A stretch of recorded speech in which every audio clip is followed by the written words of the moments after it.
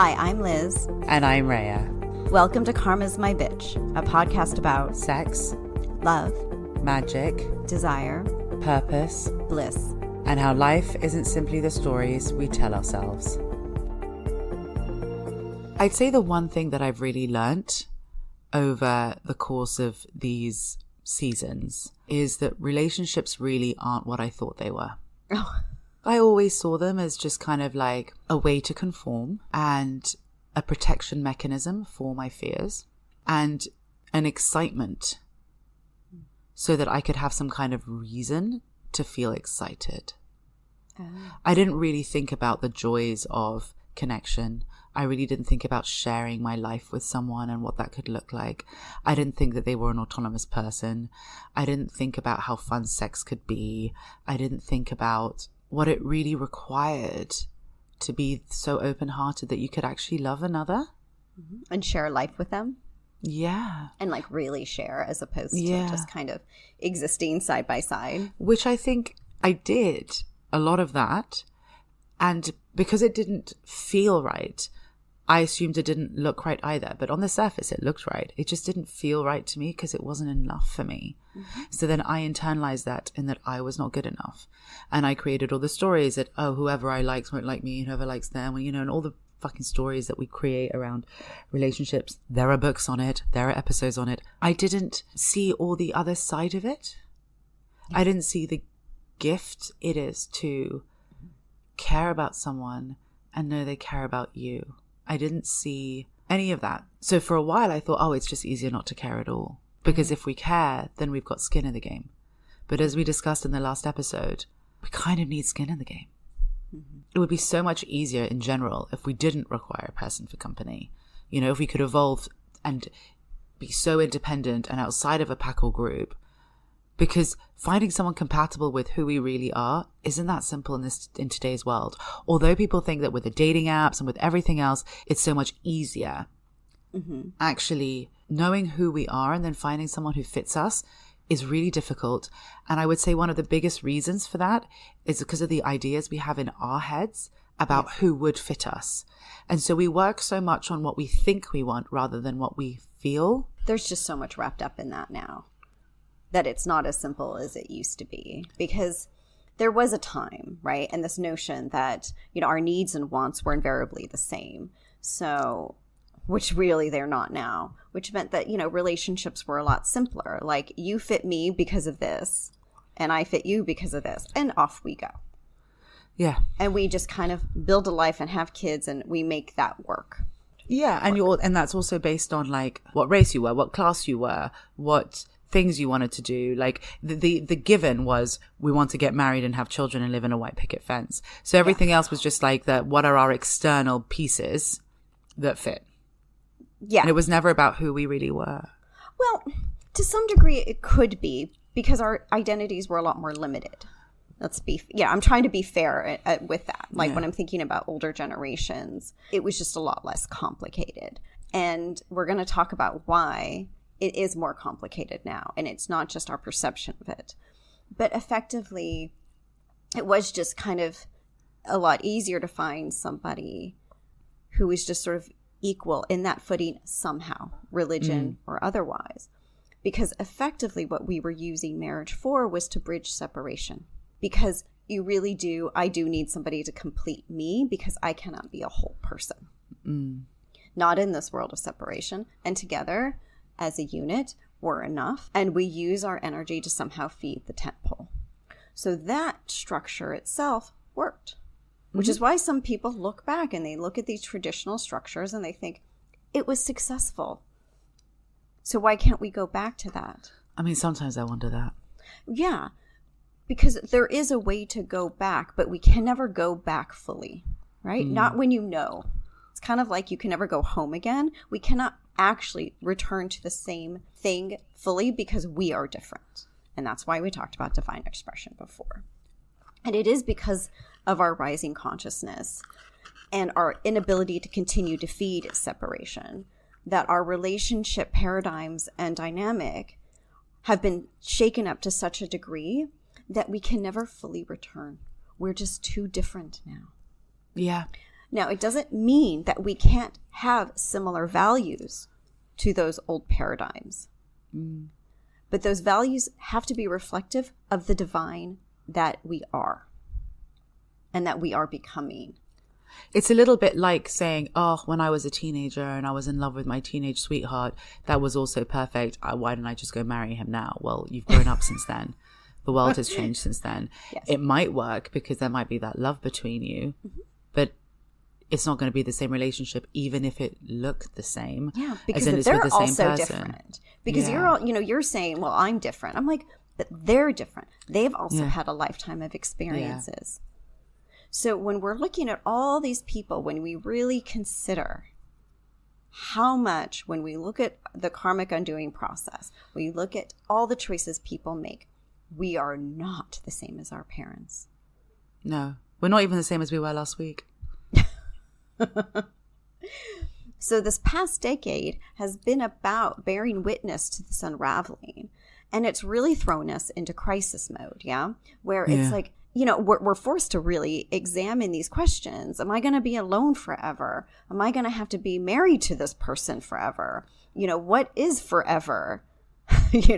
Like, what's commitment? Why do I need somebody? People are throwing out marriage, like the bath, like, what is it, baby in the bathwater, whatever. They're like, I think marriage is overrated now. Why would I want to get married? And I'll just marry my best friend for the passport. Yeah. Or best friends getting married. Right? Cohabitating. Because they're like, oh, this is all fine, So we've had this pendulum swinging wildly where we've gone from traditional to maybe not conventional to laws changing to like, what the fuck is this anymore? Yeah. And that pendulum swings wildly because we have to be able to break it. We can't just keep going back and forth anymore because polarity is underpinning that concept of union. Who am I with? What are these pros and cons? What do they bring to the table? What are we going to do with this? What do we agree upon? We need to destroy all of that. Yeah. Otherwise, we really cannot come into our full divine expression. Imagine how it could actually be, and I'm going to say this for real, it could actually be a lot worse. Okay. Considering. You're like, really? I'm like, I swear. I mean, I feel like when I look around, I'm like, are you sure? Yes. But to be fair, for as many dysfunctional relationships around me, there are also some really beautiful ones. Yeah. I mean, it could just be a lot more toxic than it is. Yeah. And I'm not saying, okay, well, look at the bright side, that it could always be worse. That's not the point. The point is that we are not, as much as it's thrown us into crisis mode and forcing us to question, when we have gone through the karmic undoing process, when we have tapped into our power, when we get to the point where we are happy and living our fate and purpose, and we understand what devotion looks like, because that also teaches us commitment if we don't already fully understand it.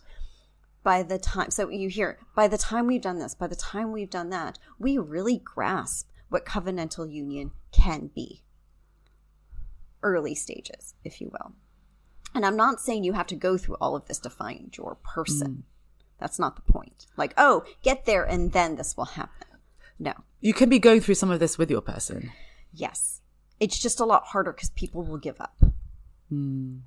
And it might be that they'll need to because the other person isn't going to match them. That's why we're going to see a lot of breakups, and we have been seeing breakups because a lot of people aren't necessarily there and they don't want to get there. In one of the prior episodes, when I was saying that a lot of people born before 2000 wouldn't necessarily opt for bliss because it's too hard, because of that internal shift that has to take place. There are a lot of people who will just settle in relationship because it might be too hard. And how do you know if that's what they're doing or you're doing? Well, what games are you playing? What are you doing to like get this person, quote unquote? What are you playing in? When we get to covenantal union, and mind you, not everybody has to get here. But Covenantal union is what? Let's rewind for a second. Yeah, I feel like it was in a previous season, but it's recognizing the full divine in one another. So that is how we relate to one another. There is a basis and foundation of full and true respect. Not just the words, oh, I respect you because I see you as a different person. Because that's sometimes we actually see respect in that sort of separation-y way. And there's harmony and things flow freely. So in covenantal union, every person has autonomy, full bodily autonomy, but we operate as one. Respect is not like, oh, I see you, you just do your thing. Our purposes align to such a degree that we can operate as one. They are not necessarily the same purpose, but they align. We've talked about different relationship paradigms and structures and how we're evolving into them. Yeah. Where it's like we can experience real full love in a day. 24 hours is sometimes enough for an evolution and a relationship. And that's beautiful. So none of this is meant to negate anything that we've shared as far as the different types of relationships. This is where we're looking at. This is where we're headed. Okay. As far as bliss and as far as what the younger ones are aiming for. Because they're not necessarily contracted for karma. Thus, they're not contracted for karmic relationships. Thus, they are actually not carrying a lot of contracts for relationship because they don't have a lot to learn. And also because they're actually extremely distracting, unless your job is to use them to sift through your shit and then write about it. They're actually very, very distracting because you're taking all this energy to process and deal and learn, which all could have been put into your purpose. So actually, you do get to a point where you're like, actually, you know what? I just want to put all my energy into my purpose and just have that support and sex and fun and love and have a source and be source situation so I can do everything else. Yeah. But we need all of those quote unquote distractions to burn through our karma because it's often it's through the open heart that we learn. And when we're invested in something, I don't mean having skin in the game, but when we're fully invested in something is when our hearts are open because we're like, I have to have this. Mm-hmm. And that's where the karmic lessons lie. And thus that's why we tend to have a lot of relationship contracts. It can be useful to have much fewer. Precisely, so because what you were saying, exactly like what you're saying, I could have written how many books in this time? I mean, I could have just also spared myself all the angst. Yeah. And then also the internal dysfunction, right? Yeah. Mm-hmm. And I think about like how nearly impossible it was for me to get here where that wasn't the alpha omega, right? Where it was just the thing that helped me, that grounded me enough to do everything else. Because when I think about and I know we've written about this a lot, so I'll just very briefly say, when I think about all the ways in which we're taught to date and relate to one another, and even the marriage advice out there, like how to hack it, how to play the games, all the rules, it's really fucked up. And actually the emotions from our karmic experiences that get wrapped up in it become devastating. And that we feel like this covenantal union that you're speaking about feels so out of reach. I know. Because if you think about every single person that crosses your path as effectively a reminder of the heartbreak you've had before. If you think about how we're taught to play games, like I'm going to withdraw from you in order to hurt you, when actually the fact that I'm hurting you by withdrawing means I'm taking the gift that you care about me and I'm weaponizing it against you. I'm literally, and then when you're hurting me back, what are you doing? You're taking the gift that I care about you and you're using it against me. So we're taking this beautiful connection, this beautiful gift of two people who give a shit about each other. Mm-hmm. And we're using it to destroy each other rather than create something amazing together. Mm-hmm. Yeah. And that's really fucked up. So it stops being about what can we achieve. And it's about who can trigger who first. Mm-hmm. Who can remind the other person first that they're separate and not good enough, so they'll need me. So who has the power here? Yeah. When actually the answer is clearly nobody. Nobody. In a situation. True. And then it feels so out of reach that even when you're out of all of that, and even when you're trying to approach stuff from an open heart, and you're trying to approach it from like a kind of like... in an open mind. You do you, babe. I do me. Like when we come together, it's really nice because we're both choosing it. The shadows of all of that are still there. Mm-hmm. So all it takes is a very stressful situation with enough external factors coming in to blow it all up. How anyone ever gets there, considering where you start, is just insanity. Mm-hmm. Yeah, it all feels so tenuous, doesn't it? No matter where you are. And what are you, and we don't even know what we're going for, because it's not something that, and as you said before, we don't really have it modeled, but more than that, we don't know how it feels. We've been so used to treating love as a battlefield, to quote that 80s song, that to imagine that connections and relationships and people are here for anything other than reminding us when we're in pain or where we've fallen is very hard to swallow, especially since the cause of most of the reasons why we're pain and why we've fallen are our connections to other people. So it becomes this like double-edged, really shitty sword that even if we've pulled it out of us, the wounds still remain, and they're still sore enough that the second we see anything that looks a bit pointy, we're shoving it back in. Because the solution isn't the karmic undoing process.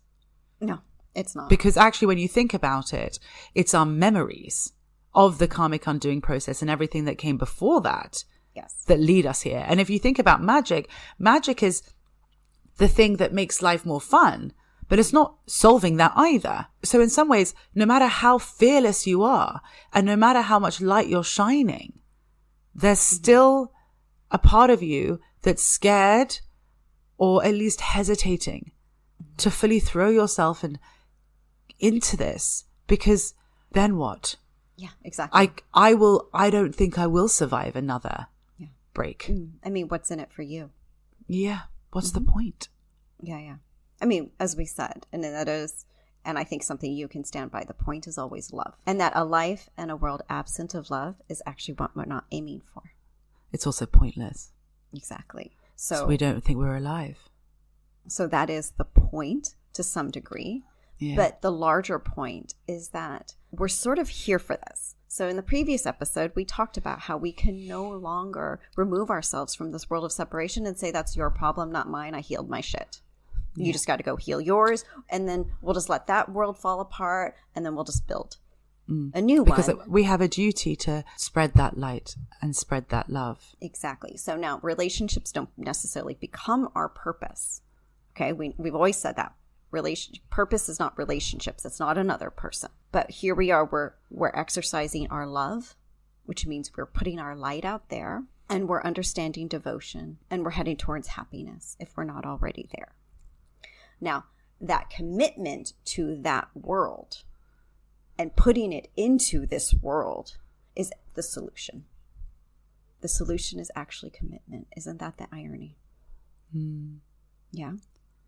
I'm so fully committed to this life, my life, to this world, to my purpose, that I'm seeking full commitment with another to do this with me. So it's taking the original paradigm and it's expanding it out so it incorporates full purpose and devotion. That's the solution. Yay, it makes sense.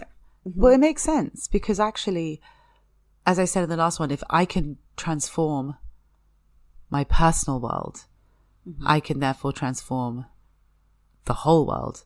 So we have to be committed to transforming our personal world, to making it what we want it to be. Precisely. So it's not about, so you know, fearing that you're never going to end up with somebody is actually what lands us in this predicament in the first place. And also, or fearing that we're going to end up with the wrong somebody. Yes. And then there are a lot of people who allow themselves to end up with the wrong somebody because they think that wrong somebody is better than nobody. Yeah. Yeah. But we will always stand by the fact that there is someone for everyone because, again, you are always making contracts. And it's the desire for union that is all that is needed to move anyone forward toward relationship. Full desire. And it's very scary. Not half-assed desire. Where, but I'm going to hedge. Yeah. Well, that's the thing. It's quite scary because when you fully acknowledge that desire, you have to bear witness to the fact that it's remained unfulfilled for as long as you've ignored it. And also, you also have to have the courage to withstand all the worry around the fact that now I know my desire. What happens if I still don't get it? Yes. So it's really difficult. But the difference here, which is expected, is you have to have skin in this desire game. Yes. Because what happens is that, okay, I'm going to put this out there and now I become a passive participant. Yeah. Okay, I'm going to let my fate show up now. Yes. It's still the same thing then. You're still playing in that old bit. Because that comes from a defensive place. Because we think, well, if I put my heart on the line, as you said, the memories of it getting broken or disappointed or let down or unmet expectations starts to inform our behaviors, and we fall back into is an old pattern but actually doesn't really exist. So then you start doing things and you're like, well, it's kind of familiar because it's what I know, but it doesn't feel right. So then you just end up kind of creating this like other reality that isn't yours, but then you just start playing in. So what's the solution for that? Skin in the game. Own it. This is where the full divine expression episodes come into play. You need to go be that self, that full self, that fearless self. And you own it fully without being defensive, without giving a shit, without judging that hope and that desire, because that's what keeps us out of it. I shouldn't want this. Why do I care? Like all that kind of stuff. Or I'm going to be super secretive about it. I'm going to make it seem like I don't care when deep down I would love it if somebody set me up with, you know, with somebody that they knew. But I don't want anybody to know that I'm looking or that I'm really open, because they're going to, you know, they're going to judge everything I do. Yeah. And well, I mean, to be honest, we do have an issue as a society that everyone thinks it's appropriate to comment on everyone else's love lives in a way that is just unacceptable. Or talk about them. I mean, discuss them ad infinitum. It's all unacceptable. For people. It's really unacceptable. But I'm all for people talking about them all the time because we're processing. And that's okay. That bit's okay. Yeah. But then when other people, like, and I see it a lot with the people around me, where they believe they have a right to an opinion on someone else's love life in a way that they would never have an opinion on anything else that person does. In some ways, made the most intimate thing we have the opposite of that. Yes. No one has a right to tell you how to love. No one has a right to tell you how to be in a relationship. And so there is a line between being secretive as in what's precious to you and also just not saying what you want at all. But no one does. And there is this severe enmeshment of boundaries when it comes to romantic relationships because of the amount of books and stories and self-help guides and everyone believes. Yeah. Everyone believes. Influencers. I mean, we need to list it. List it, Rhea. Just list it. I'm like, put it all out there. I mean, even the reality shows that everyone thinks it's totally appropriate to hear about your date and then pass comment on what they think will work, what they think shouldn't work, what they think of the other person having never met them, and what they think of your future prospects. So every time you open your mouth when it comes to relationships, you're in a gilded cage. And for a very long time, I didn't say a word to anyone about my relationships. And for someone who's on a podcast, who writes about it, who does everything, I didn't share an iota. And that wasn't because I was ashamed of it. It wasn't because I was going to judge it. It's because I didn't want anyone else's judgment on me anymore. Because even when you say to someone, I don't want your opinion, but I will tell you the story because I want to share with you something, they can't fucking help it. As much as separation is everywhere, this idea that when it comes to dating and romance, all of that's off the table, and we have every right to tell every single person what we think about their relationships. And honestly, it's disgusting. It is. And so do you want to know why? Actually, because this Sorry, I really went on a rant I'm really glad you did, because it actually made me wonder, why do we do this? Because if you think about it, we have been preoccupied with relationships for eons. This is not just a current thing. It's in our faces more because of our social media and our very communications-based society. But it has always existed. If you think about the town gossip or the village choir, like there's always this idea of like who's talking about who, and it has everything to do. It's the one reason. It's because we don't have full connection. It's the missing connection as the divine that has us scrambling and trying to understand everything and everyone else when it comes to connection. Interesting. Makes sense. It does. It does. And I was like, wow, that's an interesting way to look at it. But I get it. It's when we're not feeling connected and we're not aware of other, of our own connection, we're going to comment and put it on other people when they talk about theirs. The reality is that most people have a very immature attitude toward relationship. People are very much trapped in these early adolescent relationship dynamics. That's why. You could be in your 20s, 30s, even 40s, and still have those same behaviors and attitudes. Most people do not evolve out of them. But then also that they tend to be the grow. people who are unhappy in relationships. Yeah. All of this kind of paradigm unraveling is happening for 3 reasons. The first is so that we can weave the divine into this new paradigm. So in all of our karmic undoing process and coming into our full power and understanding our full divine expression, we are trying to, and at wanting, effectively, if we can just get to full oneness, we're on our way there. It's enough. I'm not going to sit here and be like, can you be in your full divine expression 100%? I mean, like, let's not delay this any further or take this too slow. So as long as we can build this foundation within this new paradigm of tolerance and full respect, harmony and peace, we're well on our way to like something really positive. And that brings us to the second one, which has to, to allow us to reimagine partnership from a place of desire as opposed to need and want, which is how it was in separation. I need you to complete me so we can be a full pair because I cannot be independent isn't the word, self-sufficient is the word. How many people have walked away from the person who makes their heart sing because of some bullshit criteria that doesn't even fucking matter? No.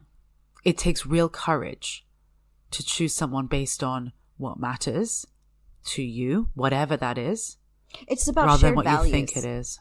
It comes down to shared values, which you tap into when you're at oneness, which is how we move out of that. Yeah. But the issue, a lot of that has to do with the fact that our want has been commodified to such a degree that we don't understand what our needs are, our basic needs just for ourselves, and what we desire. So that's why we keep focusing on a lot of that sort of bullshit, and we keep focusing on the things that will validate us and our desirability as opposed to what we desire in life. Because actually what we desire in life could be entirely different from someone who looks like they should fit us on paper. It has to do with how we approach relationship. Are we doing it from our most divine self? Is this the third? This is the third. Yeah, the third has to do with how we're approaching it.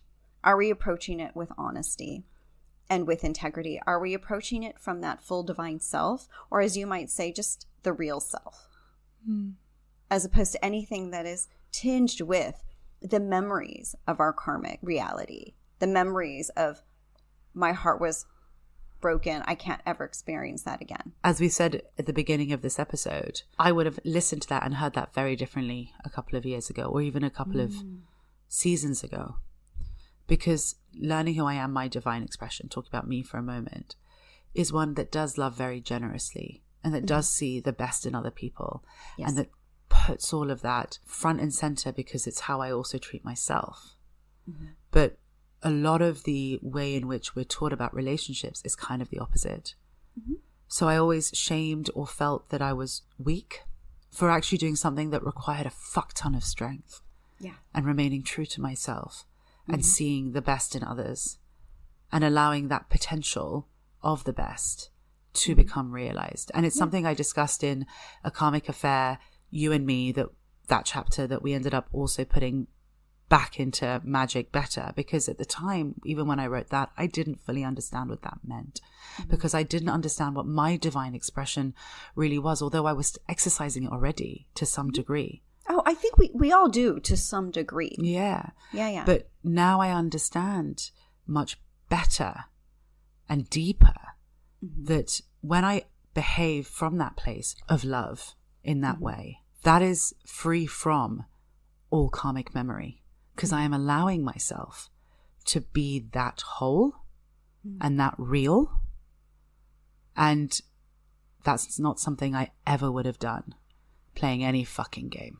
So when we're approaching relationships as openly as our most divine self at the time, you're going to be looking at genuine confidence, not false bravado, full patience, not just with yourself, but the other person. It's a bit like in the story where I was like, what's going on with Ricardo? Let me give him a couple chances. Like, let's just see where, When you guys were meeting, you were like, I'm going to give him 3 strikes, but actually he got there on the 4th. Just I to know. be very clear. I know. It's the perfect example, right? It's an extra inning. Yeah, but when you think about it, like I remember reading that when the first time you wrote it, and that must have been a very long time ago. And I thought, okay, so 3 strikes, that's the rule.